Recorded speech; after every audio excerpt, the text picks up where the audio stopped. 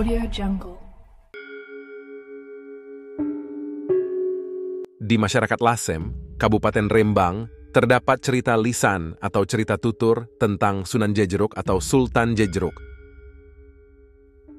Nama asli dari Sunan Jejeruk adalah Raden Abdurrahman. Beliau dikenal juga dengan nama Sultan Mahmud Minangkabau, raja dari kerajaan Minangkabau.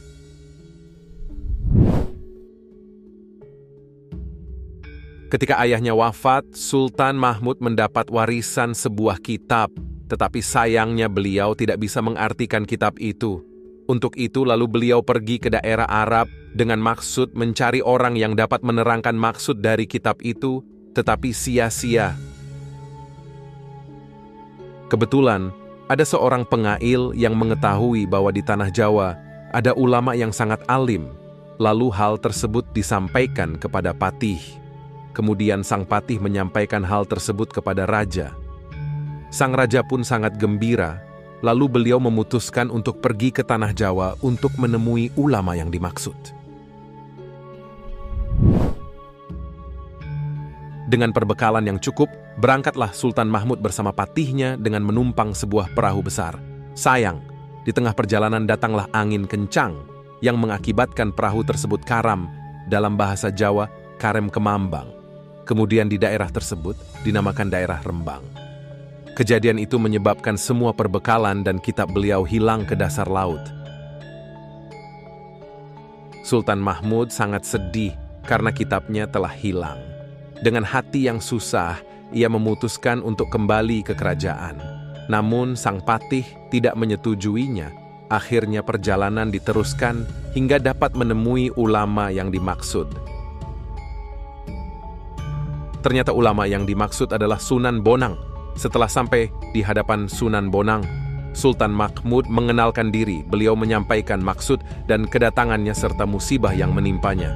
Tiba-tiba Sunan Bonang mengeluarkan sesuatu dari sakunya dan menanyakan apakah ini kitab Sultan Mahmud yang dimaksud. Setelah diteliti, ternyata benar itulah kitab sang raja. Seketika itu Sultan Mahmud melepas baju dan pangkat kesultanannya. Lalu beliau hendak sujud atau sungkem di hadapan Sunan Bonang, tetapi hal itu dicegah oleh Sunan Bonang. Kemudian Sunan Bonang mulai membaca dan menerangkan semua isi yang terkandung dalam kitab tadi. Isi kitab itu difahami oleh sang raja.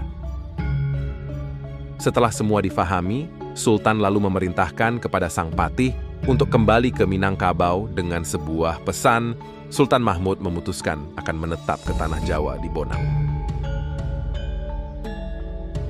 Selain itu, Sultan Mahmud memberi kebebasan kepada sang putri ratu atau istrinya untuk memilih tetap tinggal di keraton atau menyusul beliau ke tanah Jawa. Juga menyerahkan tahta kerajaan kepada adik baginda raja untuk memegang pusat pemerintahan Minangkabau. Karena kesetiaan istrinya, maka ia pun menyusul ke tanah Jawa walau harus melepaskan tahta kerajaan. Akhirnya Sultan Mahmud dan istrinya menjadi murid Sunan Bonang yang wafat di bumi Bonang dan dikenal dengan nama Sunan Jejeruk.